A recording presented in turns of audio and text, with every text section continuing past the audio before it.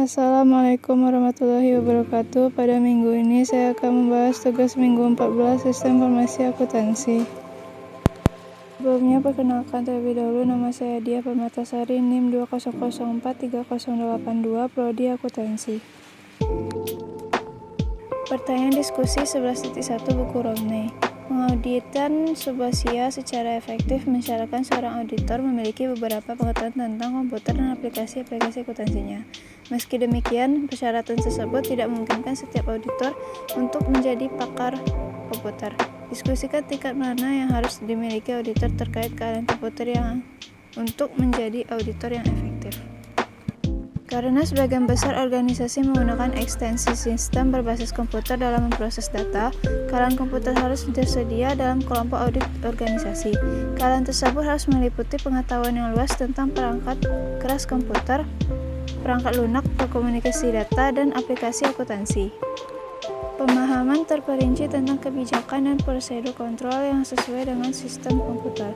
Kemampuan membaca dan memahami dokumentasi sistem.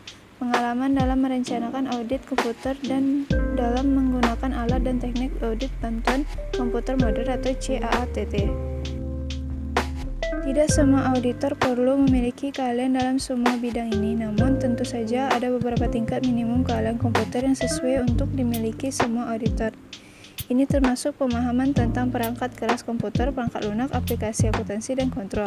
Kemampuan untuk memeriksa semua elemen SIA yang terkomputerisasi. Kemampuan untuk menggunakan komputer sebagai alat untuk mencapai tujuan audit ini. Pertanyaan diskusi 11.2. Haruskah para auditor internal menjadi anggota tim pengembangan sistem yang mendesain dan mengimplementasikan SIA? Mengapa? Banyak orang percaya bahwa auditor internal harus terlibat dalam proyek pengembangan sistem untuk memastikan bahwa sistem yang baru dikembangkan dapat diaudit dan memiliki kontrol yang efektif. Namun, jika keterlibatan auditor terlalu besar, maka independensinya dapat terganggu sehubung dengan tinjauan dan evaluasi sistem selanjutnya. Dengan demikian, auditor tidak boleh menjadi anggota tim pengembangan sistem atau terlibat langsung dalam merancang dan menerapkan sistem baru. Ada bentuk keterlibatan auditor tidak langsung yang sesuai, yaitu merekomendasikan serangkaian pedoman kontrol dan audit yang harus dipenuhi oleh semua sistem baru. Secara independen meninjau pekerjaan tim mengembangkan sistem, mengevaluasi kualitas upaya pengembangan sistem dan kepatuhannya terhadap pedoman kontrol dan audit, dan melaporkan temuan pada manajemen. Dalam dua kasus, auditor bekerja melalui manajemen daripada dengan tim pengembangan sistem. Pertanyaan diskusi 11.6. Jelaskan 4 langkah dalam pendekatan audit berbasis risiko dan diskusikan bagaimana langkah-langkah tersebut berlaku pada seluruh keamanan sebuah perusahaan. Pendekatan audit berbasis risiko menyediakan kerangka kerja untuk melakukan audit sistem informasi. Ini terdiri dari 4 langkah berikut, yaitu pertama, tentukan ancaman, yang kedua, identifikasi prosedur kontrol yang mencegah, mendeteksi, atau memperbaiki ancaman. Ini semua adalah kontrol yang telah dilakukan manajemen dan auditor harus meninjau dan menguji untuk minimalkan ancaman.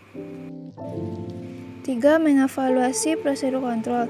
Kontrol dievaluasi dua cara. Pertama, tinjauan sistem menentukan apakah prosedur kontrol benar-benar ada. Kedua, tes kontrol dilakukan untuk menentukan apakah kontrol yang berfungsi sebagaimana dimaksud. 4. Mengevaluasi kelemahan kontrol untuk menentukan pengaruh terhadap sifat, waktu, atau luas prosedur audit. Jika auditor menentukan bahwa risiko pengendalian terlalu tinggi karena sistem kontrol tidak memadai, auditor mungkin harus mengumpulkan lebih banyak bukti yang lebih baik, atau bukti yang lebih tepat waktu. Kelemahan kontrol di suatu area mungkin dapat diterima jika ada kontrol kompensasi di area lainnya. Pendekatan berbasis risiko memberikan auditor pemahaman yang lebih jelas tentang keamanan keseluruhan perusahaan, termasuk penipuan dan kesalahan yang dapat terjadi di perusahaan. Ini juga membantu mereka memahami risiko dan paparan terkait. Selain itu, ini membantu mereka merencanakan cara menguji dan mengevaluasi kontrol internal, serta bagaimana merencanakan prosedur audit selanjutnya. Hasilnya adalah dasar yang kuat untuk mengembangkan rekomendasi pada manajemen tentang bagaimana sistem kontrol SIA harus ditingkatkan. Permasalahan 11.1 diminta. Akankah Anda akan menerima atau menolak hal-hal berikut? Mengapa? A. Rekomendasikan agar departemen Anda bertanggung jawab untuk para audit atas faktur pemasok. B. Permintaan agar Anda membuat saran selama pengembangan sistem. C. Permintaan agar Anda membantu dalam pemasangan sistem dan menyetujuinya setelah melakukan pemeriksaan akhir. A. Audit internal seharusnya tidak bertanggung jawab atas audit awal pencairan. Objektivitas sangat penting untuk fungsi audit, dan auditor internal harus independen dari aktivitas yang harus mereka review. Mereka tidak boleh menyiapkan catatan atau terlibat dalam aktivitas apapun yang dapat membahayakan objektivitas dan independensi mereka. Lebih lanjut, karena audit internal adalah fungsi staf, keterlibatan dalam fungsi lini seperti itu tidak akan sejalan dengan peran yang tepat dari auditor internal. B. Akan menguntungkan bagi audit internal untuk membuat saran khusus selama fase desain mengenai kontrol dan jejak audit yang akan dibangun ke dalam sistem. Audit internal harus membangun antarmuka yang sesuai dengan Departemen Pemrosesan Data untuk membantu mencapai tujuan ini. Baik objektivitas maupun independensi tidak akan terganggu jika auditor membuat rekomendasi untuk pengendalian dalam sistem yang sedang ditinjau. Misalnya, berikan daftar persyaratan kontrol, tinjauan rencana pengujian, tentukan bahwa ada standar dokumentasi yang diikuti, menentukan bahwa proyek itu sendiri terkendali dan ada sistem untuk mengukur kemajuan desain. Namun, audit internal harus menahan diri dari partisipasi aktual dalam desain sistem. C. Auditor harus tetap independen dari sistem apapun yang kemudian akan mereka audit. Oleh karena itu, auditor harus menahan diri untuk tidak memberikan persetujuan keseluruhan terhadap sistem dalam peninjauan akhir. Auditor dapat membantu dalam pemasangan dan atau konversi sistem dengan terus menawarkan saran untuk pengendalian, terutama selama periode implementasi. Dalam situasi ini, auditor dapat meninjau segmen yang hilang, hasil pengujian, dan kecukupan dokumentasi, program, dan prosedur untuk menentukan kesiapan sistem untuk instalisasi atau konversi. Setelah pemasangan atau konversi, auditor dapat berpartisipasi dalam audit pasca pemasangan, baik sendiri atau sebagian dari tim. Permasalahan 11.2. Apakah Anda melakukan sebuah langkah audit yang penting?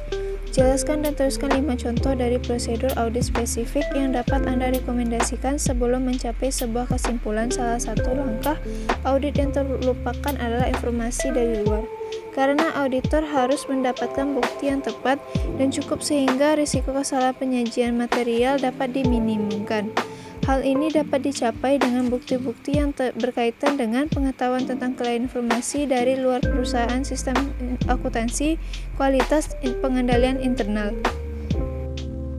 5 contoh prosedur audit tertentu yang mungkin saya rekomendasikan sebelum mencapai kesimpulan akhir adalah: yang pertama, inspeksi mencakup pemeriksaan atas catatan atau dokumen baik internal maupun eksternal dalam bentuk kertas, elektronik, atau media lain, atau pemeriksaan fisik atas sebuah aset.